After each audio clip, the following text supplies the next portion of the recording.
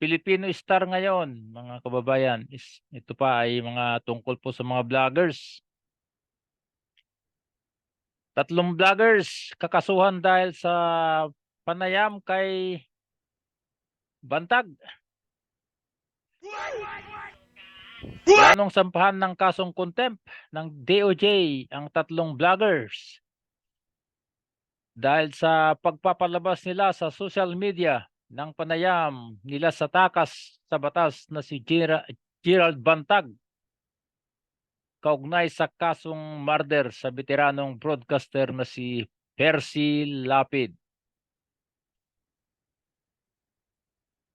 Siya po ay na-interview ng mga ilang vloggers at ngayon po ay aming pinaghahandaan ng complaint ang mga vlogger na nag-interview sa kanya for contempt of court ayon kay Justice Secretary Jesus Crispin Remulla.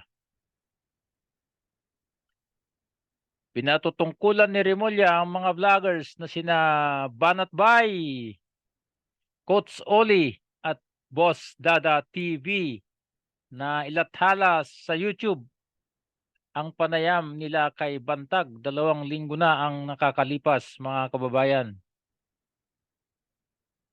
Sabi ni Justice Secretary, bawal po yan dahil ito po ay mga taong hinahanap ng batas na hindi dapat binibigyan ng ganyang salita. Ito po ay pambabastos sa korte sa proseso ng batas. Yan po. Nitong nakaraang Marso nang sampahan ng DOJ sa korte, sinabantag at kanyang kanang kamay na si Superintendent Solveta ng kasong bilang murder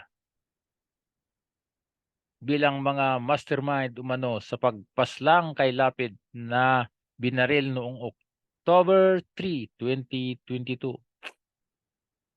Samantala po, itinanggi ng DOJ na nagpahabaya sila sa kaso at sinabi na handa silang magbigay ng reward money para sa sinumang makapagtuturo sa kinaroroonan nila Bantag upang tuluyan silang madakip. Yan po ang balita sa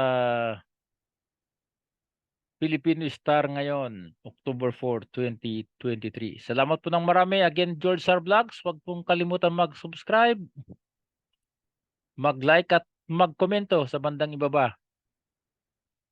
At of course po, huwag kalimutan pindutin ang notification bell para sa ganun ay ma-notify tayo kung mayroon tayong bagong video. Salamat po ng marami. Again, George R. Vlogs.